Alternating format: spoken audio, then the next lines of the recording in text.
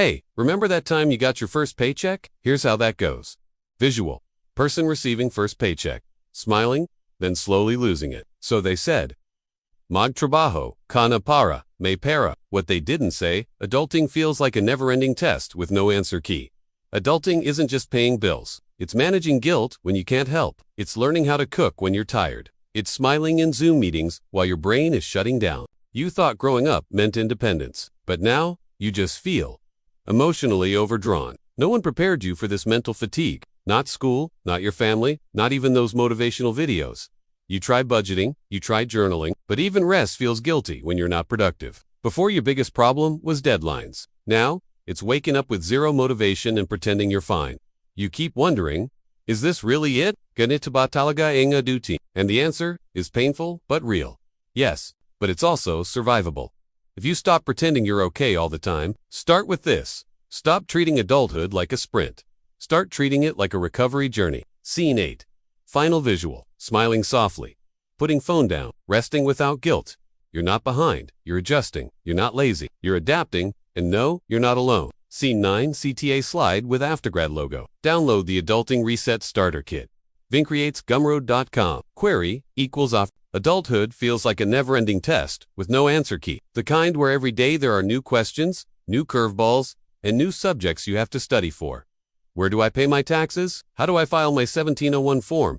Does this outfit make me look fat? Is this outfit appropriate for the occasion? How do I tell my boss that I'm leaving? Am I overreacting? Did I say something wrong? Do I have something to wear? Should I get the more expensive one? Why is my cat meowing? Wait, what were we talking about again? Adulting isn't just about paying bills, managing your finances, and checking items off your to-do list. It's a constant barrage of making decisions big and small every single day. And somehow, you're expected to get them all right. When did life become so hard? When did laughter turn into forced smiles and waves at the grocery? When did staying in touch mean DMing instead of calling? When did friends become a luxury and Netflix marathons a distant memory? When did saying yes become synonymous with being a good employee, a dutiful child, a reliable friend? And why does saying no feel so impossible? You know those times when you just want to chuck everything, run away from it all, crawl in bed and pull the covers over your head and pretend like you don't exist, but you can't. There's too much to do and too many people depending on you. You're an adult. You have responsibilities. You can't just sit around doing nothing all day, because adults are supposed to have their shit together, right? In today's episode, we talk about how to be okay. We asked our team to send us photos that represent how they've been feeling lately. These are some of the photos they sent. How does it feel like to be okay? It feels like blank stares and tight smiles. It feels like locking yourself in the bathroom stall during lunch breaks to cry or laugh. It feels like unsent messages and deleted comments. It feels like having a million tabs open, trying to find the right one, but it's always the wrong one. It feels like background noise and selective hearing. It feels like forgetting to eat or overeating because you forgot you haven't eaten. It feels like running on autopilot and hoping for the best. It feels like constantly asking yourself, am I doing well? It feels like putting on a brave face and getting through the day. It feels like exhaustion, loneliness, fear, uncertainty, self-doubt, defeat, sadness, anger, despair, anxiety, worry, frustration, disappointment, apathy, boredom, complacency, stagnation, insecurity, jealousy, envy, shame, grief, loss, neglect, isolation, abandonment, inferiority, awkwardness, confusion, indecisiveness, absent-mindedness, disorganization, procrastination,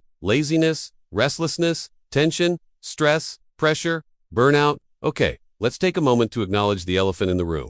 This is a channel about productivity, success, growth, and today we're talking about how not being productive and failing is okay. See, here's the thing. We're all terminally online and We're terminally gaslit to believe that rest is for the unproductive, that rest is for the weak, that only losers rest when winners hustle. We're terminally conditioned to think that rest comes after success, but success doesn't come after rest. But what if we flip that around? What if we stop equating rest with laziness and failure? What if we start seeing rest as a chance to recalibrate, refuel, reorganize, and We need to learn how to rest like we procrastinators because we tired of burning out, trying to prove ourselves that we're capable of resting without sacrificing our goals, that we're capable of taking care of ourselves without becoming selfish, that we're capable of enjoying our lives without being wasteful. So here's the survival guide to faking it till you make it. To faking it till you're actually okay. To faking it till you're not faking it anymore. Step 1. Stop judging yourself for needing to rest. Being tired, burnt out, demotivated, exhausted, drained, vacant, distracted, incompetent, incapable, inept, inadequate, insufficient, deficient, defective, incomplete, unfinished, imperfect is normal. Being human is hard. Sometimes it's so hard that it makes us want to give up, throw in the towel, quit, drop out, escape, hide, shrink, crawl, fall apart, and that's okay. Feeling broken is normal. Having days where we can't seem to put ourselves back together is normal. Needing to rest is normal. Step 2. Lean into the suck. We're in this together. Most of us feel like we're winging it most of the time. Most of us feel like we're frauds. Most of us feel like we're behind. Most of us feel like we don't know what we're doing. Most of us feel like we're drowning, and none of that is true. You're not behind, you're adjusting, you're not lazy, you're adapting, and no, you're not alone. We're all figuring it out as we go. Step 3. Show up for yourself. Be your own biggest cheerleader and your own greatest motivator. Be your own accountability partner and your own best friend. Don't wait for someone to tell you that you're doing great. Don't wait for someone to tell you that you're loved, that you're appreciated, that you're enough. Tell that to yourself. We know that sometimes it can feel easier to hate yourself than love who you are. So here's the challenge. Spend a whole week practicing self-love. At first, it might feel uncomfortable and weird. You might think that you're doing it wrong, but you're not. Try it and see how you feel at the end of the week. Step 4. Stop expecting perfection from yourself. Let go of that perfect narrative that you have in your head of what your life should look like. Let go of that perfect version of you that doesn't exist. Stop chasing perfection because that's not realistic. That's just a setup for disappointment. Stop faking it. Be real. Be vulnerable. Be authentic. Be honest. Be imperfect. Be human. Be you. We hope that this video helps you realize that you're not alone in feeling this way. There's a whole community of people who feel the same way you do. And we want you to know that it's okay to not be okay. If you found comfort in this video, please share it with a friend. Remember, you're not behind. You're adjusting. You're not lazy. You're adapting. And no, you're not alone. And hey, we made a little starter kit to help you reset, so you can download it for free via the link below. Until next time, AfterGrad Nation, take care.